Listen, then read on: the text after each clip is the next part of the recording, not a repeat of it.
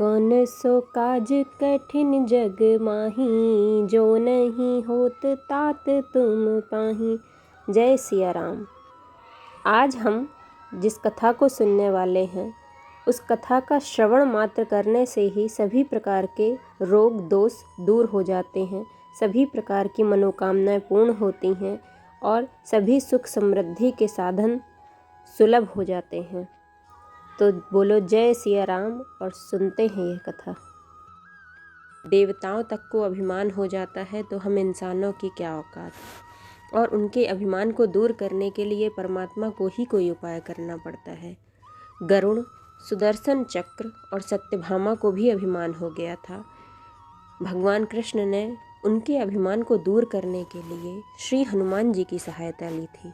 तो चलिए सुनते हैं हनुमान जी की सहायता से कैसे श्री कृष्ण भगवान ने इन तीनों को उनके घमंड से मुक्त किया। श्री कृष्ण ने अपनी पत्नी सत्यभामा को स्वर्ग से पारिजात लाकर दिया था और वह इसलिए अपने आप को श्री कृष्ण की अत्यंत प्रिया और अति सुंदरी मानने लगी थी। सुदर्शन चक्र को यह अभिमान हो गया था कि उसने इंद्र के वज्र को निष्क्रिय किया था। वह लोक के अंधकार को दूर कर सकता है। गरुड़ भगवान श्री कृष्ण का वाहन थे। वह समझता था कि भगवान मेरे बिना कहीं जा ही नहीं सकते, इसलिए मेरी गति का कोई मुकाबला ही नहीं कर सकता। भगवान अपने भक्तों का सदा कल्याण करते हैं, इसलिए उन्होंने हनुमान जी का स्मरण किया। तत्काल हनुमान जी द्वारिका आ गए, जान गए कि कृष्ण ने उन्हें क्यों बुलाया है। श्री कृष्ण और श्री राम दोनों एक ही हैं, वह यह जानते भी थे, इसलिए सीधे राज दरबार नहीं गए, कुछ कौतुक करने के लिए उद्यान में चले गए। वृक्षों पर लगे फल तोड़ने लगे, कुछ खाए और कुछ फेंक दिए। वृक्षों को उखाड़ कर फेंक दिया तो कुछ को तोड़ डाला, वाग वीरान कर दिया। फल तोड़ना और फेंक देना हनुमान जी का मकसद नहीं था, वह तो श्री कृष्ण के संकेत से कौतुक कर रहे थे। बात श्री कृष्ण तक पहुंची, किसी वानर ने राज उद्यान को उजाड़ दिया है और सभी कुछ नष्ट कर दिया है, कुछ कीजिए प्रभु। श्री कृष्ण ने गरुड़ को बुलाया, कहा जाओ सेना ले आओ, उस वानर को पकड़ कर लाओ। गरुड़ ने कहा प्रभु, एक मामूली वानर को पकड़ने के लिए सेना की क्या ज़रूरत है, मैं अकेला ही उसे मजा चखा दूंगा। कृष्ण मन ही मन मुस्कुराए, जैसा तुम चाहो, लेकिन उसे रोको। उसने जाकर हनुमान जी को ललकारा, बाग क्यों उजाड़ रहे हो, फल क्यों तोड़ रहे हो, चलो तुम्हें श्री कृष्ण बुला रहे हैं।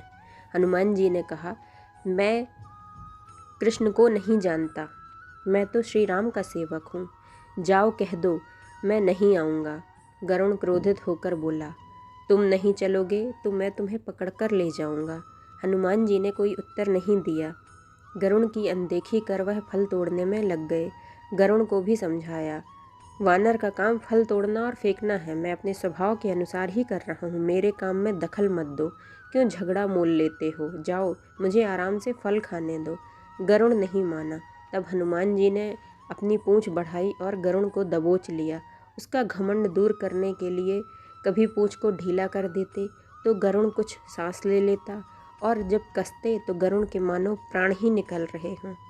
हनुमान जी ने सोचा भगवान का वाहन है, प्रहार भी नहीं कर सकता, लेकिन इसे सबक तो सिखाना ही होगा। पूंछ को एक झटका दिया और गरुड़ को दूर समुद्र में फेंक दिया। बड़ी मुश्किल से वह गरुड़ दरबार में पहुंचा। भगवान को बताया वह कोई साधारण वानर नहीं है, मैं उसे पकड़कर नहीं ला सकता। भगवान मुस्कुरा दिए, सोचा गरुड़ का तो घमंड दूर हो गया, लेकिन अभी इसके वेग के घमंड को चूर करना है। श्री कृष्ण ने कहा गरुड़, हनुमान श्री राम जी का भक्त है इसलिए नहीं आया, यदि तुम कहते कि श्री राम ने बुलाया है तो फौरन भागे चले आते। हनुमान अब मलय पर्वत पर चले गए हैं, तुम तेजी से जाओ और उससे कहना कि श्री राम ने उन्हें बुलाया है। तुम तेज उड़ सकते हो, तुम्हारी गति बहुत है, उसे साथ ही ले आना। गरुड़ वेग से उड़े, मलय पर्वत पर पहुँचे, हनुमान जी से क्षमा मांगी, कहा श्री राम ने आपको याद किया है, आओ मेरे साथ, शीघ्र ही तुम्हें उनके पास लेकर चलूँगा। तुम्हें अभी के अभी उनके पास जाना होगा। मैं तुम्हें पीठ पर बिठाकर मिनटों में द्वारिका ले जाऊंगा। तुम खुद चलोगे तो देर हो जाएगी, मेरी गति बहुत तेज है, तुम मुकाबला नहीं कर सकते।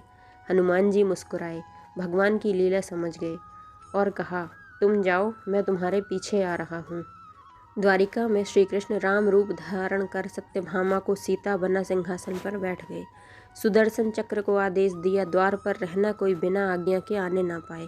श्री कृष्ण समझते थे कि श्री राम का संदेश सुनकर तो हनुमान जी एक पल भी रुक नहीं सकते, अभी आते ही होंगे। गरुड़ को तो हनुमान जी ने विदा कर दिया और स्वयं उससे भी तीव्र गति से उड़कर गरुड़ से पहले ही द्वारिका पहुंच गए।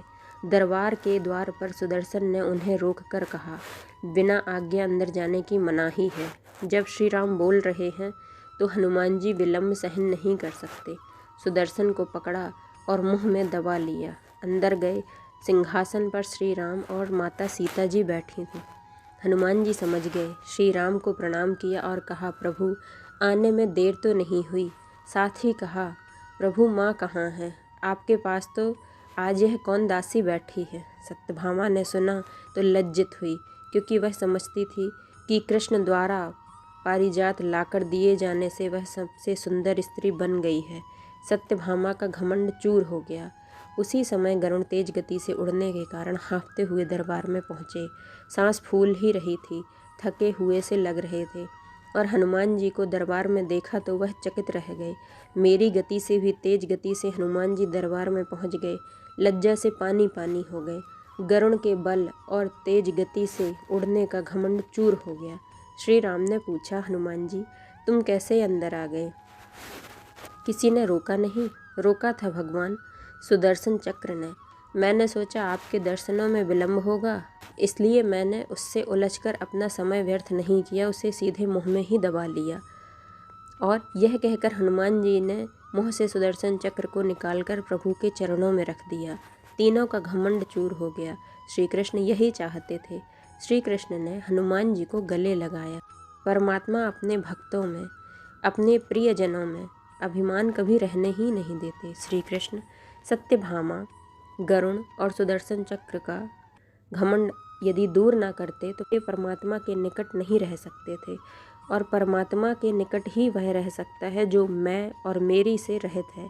श्री राम से जुड़े व्यक्ति में कभी अभिमान हो ही नहीं सकता। ना श्री राम में अभिमान था, ना ही उनके भक्त हनुमान में।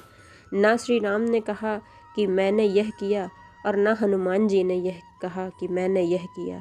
इसलिए दोनों एक हो गए, ना अलग थे ना अलग रहे। बोलो सियावर रामचंद्र की जय, पवन सुत हनुमान की जय। जय सिया राम, राधे राधे।